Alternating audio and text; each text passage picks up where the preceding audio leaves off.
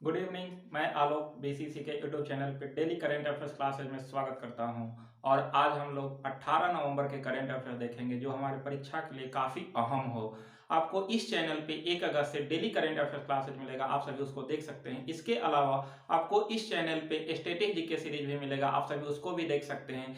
आप देखिए, क्लास को फॉलो करते रहिए, अपने तैयारी को बेहतर करते रहिए। इस मंच पे आकर अपने तैयारी को आजमाइए और अपने तैयारी को और बेहतर कीजिए, इसलिए ये मंच आपके लिए आया है। तो आप सभी मेहनत करें और साथ साथ क्लास को लाइक सब्सक्राइब करते रहें, शेयर करते रहें और क्लास का आनंद लेते रहें। और आइए, आज के जो भी महत्वपूर्ण प्रश्न है, चाहे वो आपका नेशनल ही क्यों ना हो या इंटरनेशनल हो या फर्व हो, कोई भी प्रश्न जो आपके परीक्षा के दृष्टि से अहम हो, वैसे बिंदु को हम लोग देखेंगे आज के करेंट अफेयर्स क्लासेज में। यहाँ पर आपको करेंट अफेयर्स के साथ साथ बेसिक जानकारियां दिया जाता है, आप बेसिक प्रश्न को सीखेंगे। इसलिए आप सभी इस क्लास को फॉलो करते रहें और अपने तैयारी को और बेहतर करते रहें। और आइए देखते हैं आज का क्या महत्वपूर्ण प्रश्न है। तो 1 नंबर में है, काफी महत्वपूर्ण प्रश्न है, अभी पिछले 1 महीना से काफी चर्चा में बना हुआ है। कर्नाटक रत्न से सम्मानित किया जाएगा। ये कर्नाटक सरकार के द्वारा जो है वो कर्नाटक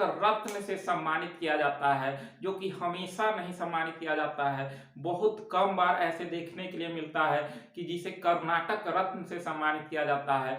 तो इस बार कर्नाटक रत्न से सम्मानित करने के लिए कर्नाटक के मुख्यमंत्री बासवराज बोम्मई के द्वारा घोषणा किया गया है कि मरणोपरांत पुनीत राजकुमार को यह पुरस्कार दिया जाएगा। अभी हाल ही में हम लोग देखे थे पीछे वाले करेंट में कि 46 वर्ष की अवस्था में पुनीत राजकुमार का निधन हो गया था, तो उन्हीं को कर्नाटक रत्न से नवाजा जाएगा।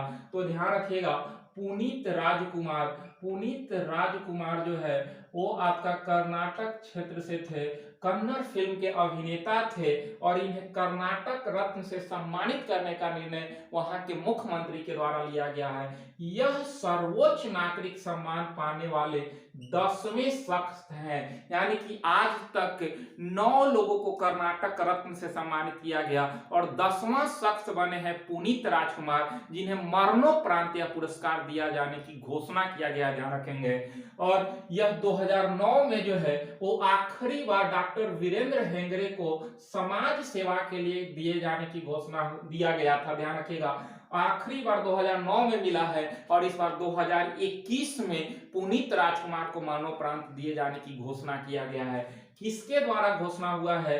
तो वहां के मुख्यमंत्री बासवराज बोम्मई के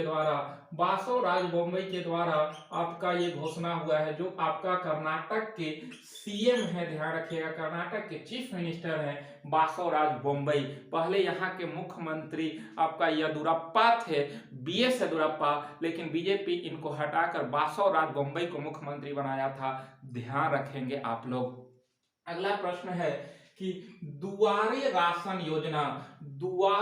योजना का संबंध किस राज्य से है? इसका अर्थ होता है कि घर के दरवाजे पर राशन, यानी कि आपके घर तक राशन पहुंचाया जाएगा, इसलिए दुआरे राशन योजना शुरू किया है। तो ये आपका पश्चिम बंगाल सरकार के द्वारा शुरू किया गया है। पश्चिम बंगाल सरकार के द्वारा वहां के मुख्यमंत्री ममता बनर्जी हैं और उन्हीं के द्वारा यह शुरू किया गया है, ध्यान रखिएगा, दुआरे राशन योजना पश्चिम बंगाल। ये अभी जो है पश्चिम बंगाल की काफी हाईलाइट था, कुछ ही महीनों पहले हम लोग देखे थे कि यहाँ पर जो है विधानसभा चुनाव हुआ था और ममता बनर्जी अपने सीट से चुनाव हारी थी और उसके बाद मुख्यमंत्री बनी थी, ये हम देखे थे। लेकिन अभी हाल ही में वो भवानीपुर से उपचुनाव हुआ था और भवानीपुर से वो चुनाव जीती है, ध्यान रखिएगा। भवानीपुर से वो अभी विधायक है, एमएलए हैं और वह मुख्यमंत्री पश्चिम बंगाल के हैं। इससे पहले जब चुनाव हुआ था तो नंदीग्राम से शुभेंदु अधिकारी इनको हराए थे, उसके बाद फिर भी ये मुख्यमंत्री बनी थी, लेकिन बाद में भवानीपुर उपचुनाव हुआ, जिसके बाद ये अपना बहुमत साबित किया, अपना विधायिका जो है वो जीती थी यहाँ से, ध्यान रखेंगे। तो इस तरह से ये आपका दुआरे राशन योजना का संबंध पश्चिम बंगाल से। उसी चुनाव के दौरान ये भी देखे थे कि 16 अगस्त को ममता बनर्जी के द्वारा खेला होबे दिवस मनाया गया था, जिसका संबंध फुटबॉल खेल से था। अगला प्रश्न है कि घास संरक्षण केंद्र उद्घाटन हुआ। घास संरक्षण केंद्र जो भारत का पहला है, भारत का पहला घास संरक्षण केंद्र का उद्घाटन जो है वो आपका रानीखेत उत्तराखंड में किया गया है। ध्यान रखिएगा, रानीखेत उत्तराखंड में आपका भारत का पहला घास संरक्षण केंद्र खोलने की जो है वो निर्णय लिया गया, उद्घाटन किया गया। तो इस तरह से भारत का पहला है रानीखेत, ठीक है, रानीखेत उत्तराखंड में। अगला प्रश्न है कि मुंह बंद रखो अभियान, मुंह बंद रखो अभियान का सेकंड जो है वो संस्करण शुरू हुआ है। मुंह बंद रखो अभियान का ये आपका HDFC बैंक के द्वारा शुरू किया गया है। ध्यान रखेंगे, HDFC बैंक के द्वारा मुंह बंद रखो अभियान शुरू किया गया है। इसमें है कि आप जो है जो भी आपका बैंक से संबंधित को पर्सनल चीज है उसको किसी को न बताएं, मुंह बंद रखें, मुंह पे टेप लगा लीजिए, ये ऐसा जो है इसका संकेत है। तो मुंह बंद रखो अभियान HDFC से है, यानी कि साइबर सिक्योरिटी और धोखाधड़ी से बचने के लिए अगर आपका कोई पिन जानेगा तो उसमें गड़बड़ी करेगा, इसलिए जो है साइबर सिक्योरिटी और धोखाधड़ी से बचने के लिए मुंह बंद रखो अभियान HDFC के द्वारा शुरू किया गया है। अगला प्रश्न है कि ICC इंटरनेशनल क्रिकेट काउंसिल ने अपनी पुरुष क्रिकेट समिति का चेयरमैन नियुक्त किया है, यानी कि कह रहा है कि अपने पुरुष क्रिकेट समिति का चेयरमैन किसे नियुक्त किया गया है। तो ये ध्यान रखिएगा, सौरव गांगुली को नियुक्त किया गया है, सौरव गांगुली को नियुक्त किया गया है। इसमें पहले अनिल कुंबले थे।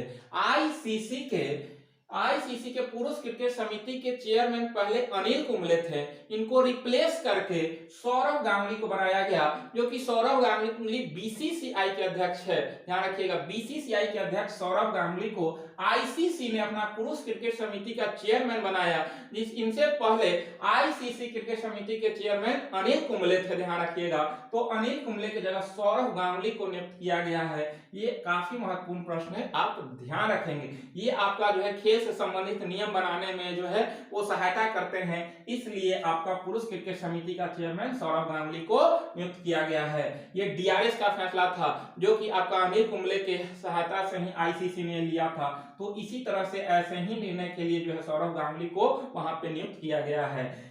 आईसीसी की स्थापना 1909 ईस्वी में हुआ था। मुख्यालय कहाँ है तो दुबई में है, ध्यान रखिएगा। और इसके अध्यक्ष वर्तमान में कौन है तो ग्रेग बार्कले हैं, जो कि न्यूजीलैंड के हैं, न्यूजीलैंड के हैं, ध्यान रखिएगा, न्यूजीलैंड के हैं आपका ग्रेग बार्कले।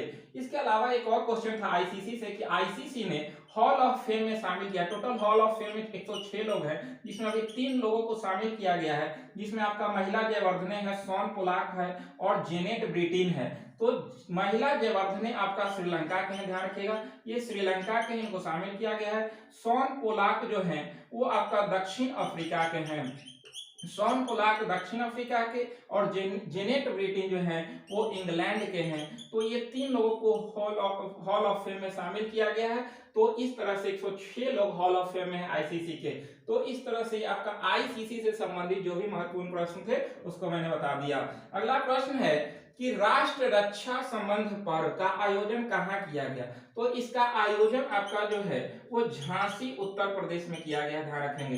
झांसी उत्तर प्रदेश में राष्ट्र रक्षा संबंध पर्व का आयोजन किया गया 17 से 19 अगस्त के बीच, और इसका उद्घाटन जो है वो राजनाथ सिंह के द्वारा किया गया है। राजनाथ सिंह कौन है तो अभी वर्तमान में केंद्रीय डिफेंस मिनिस्टर जो हैं वो राजनाथ सिंह ही हैं, और इन्हीं के द्वारा आपका जो है वो राष्ट्र रक्षा संबंध पर्व का आयोजन उद्घाटन झांसी में किया गया है। अगला प्रश्न है कि हॉट एयर बैलून का आयोजन कहाँ हुआ। हॉट एयर बैलून का आयोजन जो है वो वाराणसी में किया जा रहा है। ये भी 17 से 19 अगस्त के बीच नवंबर के बीच होगा, ध्यान रखिएगा। 17 से 19 नवंबर के बीच हॉट एयर बैलून का आयोजन वाराणसी में हो रहा है, जिसके द्वारा हॉट एयर बैलून की सवारी 1000 फीट की ऊंचाई तक ले जाएगी। यानी कि हॉट एयर बैलून है, इसमें 30 लोग सवार होंगे और उनको 1000 फीट की ऊंचाई पर ले जाएगी और काशी का दर्शन करवाएगा। टोटल जो है वाराणसी दिखाएगा। इस तरह से जो है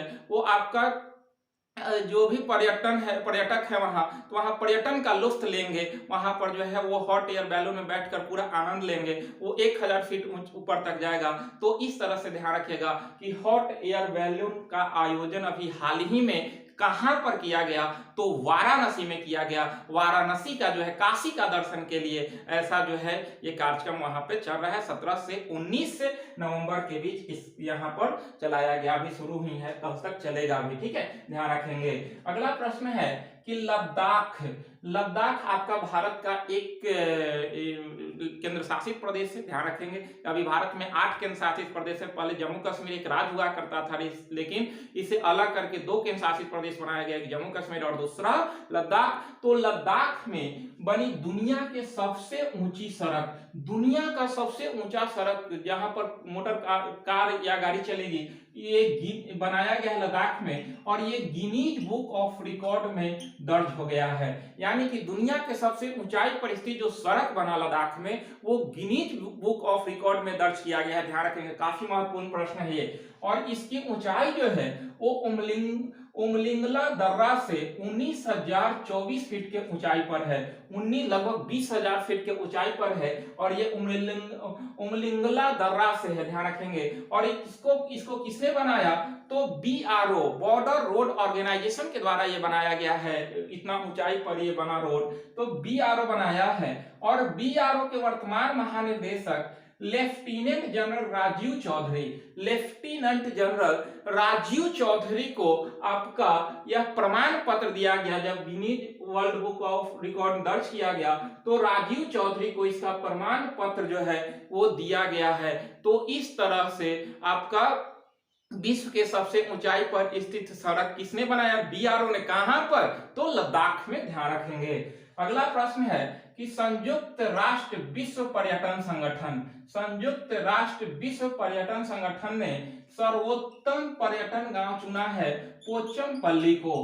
पोचमपल्ली को आपका सर्वोत्तम पर्यटन गांव, जो कि तेलंगाना में है, ध्यान रखिएगा, तेलंगाना में स्थित है पोचमपल्ली गांव, जिसको विश्व पर्यटन संस्थान जो है वो सर्वोत्तम पर्यटन गांव के लिए चुना है। ये भी आपका जो है वो काफी अहम प्रश्न है, ध्यान रखेंगे। पोचमपल्ली गांव को सर्वोत्तम पर्यटन गांव का दर्जा दिया गया। इसको यह पुरस्कार जो है 2 दिसंबर को स्पेन के राजधानी मैड्रिड है, स्पेन के राजधानी मैड्रिड में United Nation World Tourism Organization द्वारा दिया जाएगा, ध्यान रखेगा। तो इसको पुरस्कार मैड्रिड में दिया जाएगा, किसके द्वारा दिया जाएगा, तो United Nation World Tourism Organization के द्वारा ये दिया जाएगा। पोचमपल्ली को सर्वोत्तम पर्यटन गांव का दर्जा दिया गया। कहां पर है, तो तेलंगाना में है। इसके अलावा जो है ये आपका तेलंगाना भारत का 29वां राज्य बना था। इसकी स्थापना जो है वो 2 जून को हुआ था, 2 जून 2014 में, ध्यान रखें, जब केंद्र में मोदी सरकार आई थी, उसी समय तेलंगाना राज्य का गठन किया गया था। लेकिन अभी वर्तमान में हमारे देश में 28 राज्य और 8 केंद्र शासित प्रदेश हैं। अगला है कि रक्षा अध्ययन और विश्लेषण संस्थान, जिसे हम लोग IBSA कहते हैं, इसका नाम बदलने की घोषणा किया गया है। और इसका नाम किसके नाम पर रखने की घोषणा किया गया, तो मनोहर पर्रिकर के नाम पर जो है वो रखने की घोषणा किया गया है। मनोहर पर्रिकर जो है वो गोवा के मुख्यमंत्री थे, लेकिन वहां से हटाकर उन्हें सेंट्रल में रक्षा मंत्री बनाया गया था मोदी सरकार में, जब फर्स्ट मोदी सरकार आई थी तो। लेकिन इनका फिर मृत्यु हो गया है, तो आपका जो है वो IBSA का नाम जो है मनोहर पर्रिकर के नाम पर रखने की घोषणा की गई है। और ये आपका IBSA कहां पर स्थित है, तो दिल्ली में स्थित है। अगला प्रश्न है कि अंतर्राष्ट्रीय छात्र दिवस जो है वो 17 नवंबर को मनाया गया, ध्यान रखिएगा, 17 नवंबर को अंतर्राष्ट्रीय छात्र दिवस मनाया गया है। अगला प्रश्न है कि सफाई मित्र सुरक्षा चुनौती जागरूकता अभियान, सफाई मित्र सुरक्षा चुनौती जागरूकता अभियान 246 शहरों को में शुरू किया गया है। ये किस मंत्रालय के द्वारा शुरू किया गया, सफाई मित्र सुरक्षा चुनौती जागरूकता अभियान, तो आवास एवं शहरी मंत्रालय, आवास एवं शहरी मंत्रालय के द्वारा जो है ये शुरू किया गया है। और इसके मंत्री अभी कौन है, तो हरदीप सिंह पुरी है, ध्यान रखिएगा, हरदीप सिंह पुरी जो है इसके मंत्री हैं। और इन्हीं के द्वारा, इसी मंत्रालय के द्वारा सफाई मित्र सुरक्षा चुनौती योजना शुरू किया गया है। और इसमें क्या उद्देश्य क्या है, तो हाथ से मैला उठाने वाली प्रथा को रोकने के लिए और उसको मशीन के माध्यम से उठाना, इसलिए ये आपका अभियान शुरू किया गया है,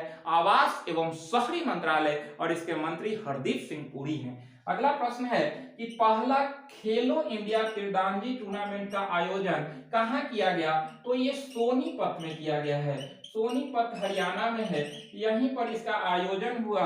पहला खेलो इंडिया तीरंदाजी टूर्नामेंट, और इसमें फर्स्ट रैंक पे हरियाणा रहा भी है, ध्यान रखेंगे। हरियाणा इसमें फर्स्ट स्थान पे रहा और इसका आयोजन भी जो है वो सोनीपत हरियाणा में ही हुआ था। अगला काफी महत्वपूर्ण प्रश्न है कि पक्के घोषणा का संबंध। पक्के घोषणा अभी हाल ही में जो है वो अरुणाचल प्रदेश के सरकार के द्वारा पक्के टाइगर रिजर्व में कैबिनेट की बैठक की गई, इसी को पक्के घोषणा के नाम से जाना गया। तो इसका संबंध जो है वो अरुणाचल प्रदेश से है, अरुणाचल प्रदेश से है। यहीं पर जो है वो पक्के टाइगर रिजर्व है, ध्यान रखिएगा, पक्के टाइगर रिजर्व है। यहीं पर जो है अरुणाचल प्रदेश जो है वो अपना कैबिनेट की बैठक किया, इसी को पक्के घोषणा के नाम से जाना जाता है। तो यही अभी जो है काफी चर्चा में पक्के घोषणा। तो पक्के टाइगर रिजर्व में अरुणाचल प्रदेश अपना कैबिनेट की बैठक किया, जिसे पक्के घोषणा के नाम से जाना गया।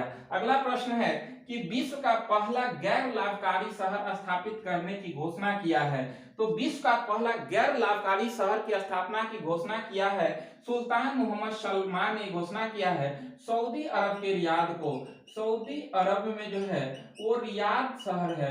तो रियाद को आपका विश्व का पहला गैर लाभकारी शहर घोषित करने की घोषणा किया, किसने? तो सुल्तान मोहम्मद सलमान के द्वारा घोषणा किया गया है। अगला प्रश्न है कि दुनिया के पहले merchant shareholder programme launch किया। दुनिया के पहले merchant shareholding programme launch किया भारत पे ने। भारत पे ने दुनिया के पहले merchant shareholding programme launch किया है। और लास्ट प्रश्न है कि अंतरराष्ट्रीय फिल्म फेस्टिवल 2021 के लिए किस फिल्म को चुना गया?